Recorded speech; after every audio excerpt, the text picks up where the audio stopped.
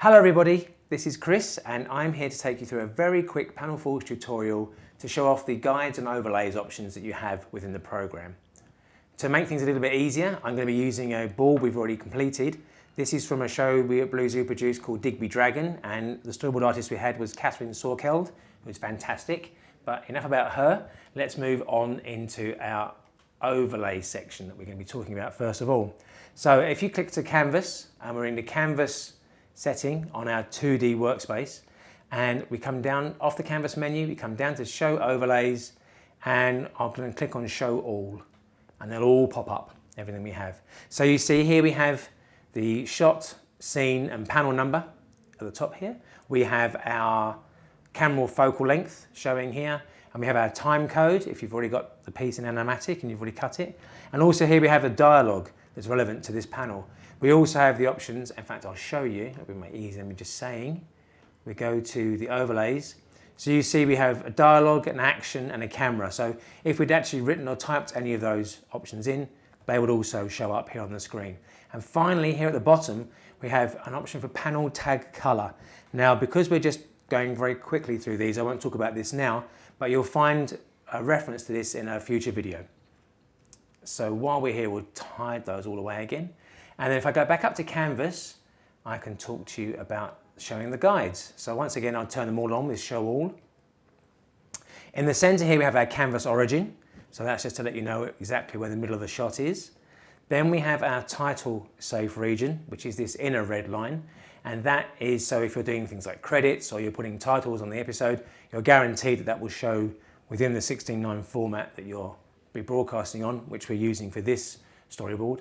And finally, we have the action safe region. And again, if you keep your action within that, you should find that everything you do will be shown on the screen and there's no chance of it being lost by the broadcasters. So there we go, that's how that all works in our 2D stage.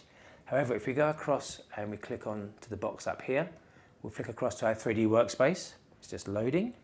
There we go. So here we have our setup once again. And this time, now we're in the stage default. When we're in our 3D stage, our working stage, we need to go to stage to find our guides and overlay settings. So at the moment we'll talk about overlays.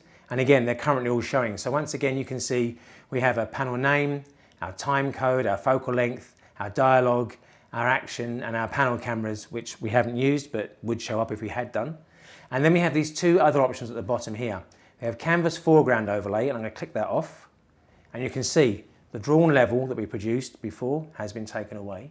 I'll come back and I'll just show, so go back to stage, come down to overlays and turn that back on. But you can also see at the very bottom, we have Canvas background overlay. Now in this panel, I can't really show you what that entails because our background, our canvas is full. We have a complete set.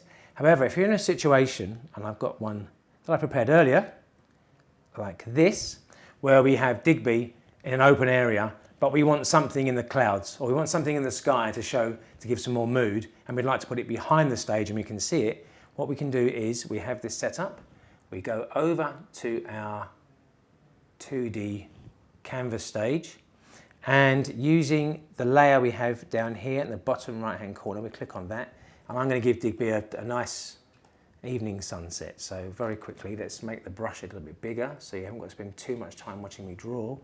And we give a nice yellow, and then a bit of red. Oh, actually, you know what? This is looking much more psychedelic than I was expecting. And then a blue at the top. So there we go. That's exactly what we wanted to do. Okay, so now that's done, we need to come down here and we need to click on the layer. So you can see the layer here is behind the stage. Okay, so I'm going to pick it up and I'm going to drag it onto the top. And if I pick it up and drop it down again, you can see it's behind our stage. Now the good thing about this is if we go over back into our 3D workspace, you can see now it's showing behind. And you need to be on fast quality for this to show up.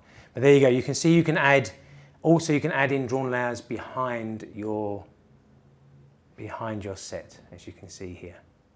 So hopefully you'll find a use for that. Thank you very much for your time. I hope this answered any questions you may have, and we'll be producing more of these videos to watch in the future. Thanks very much.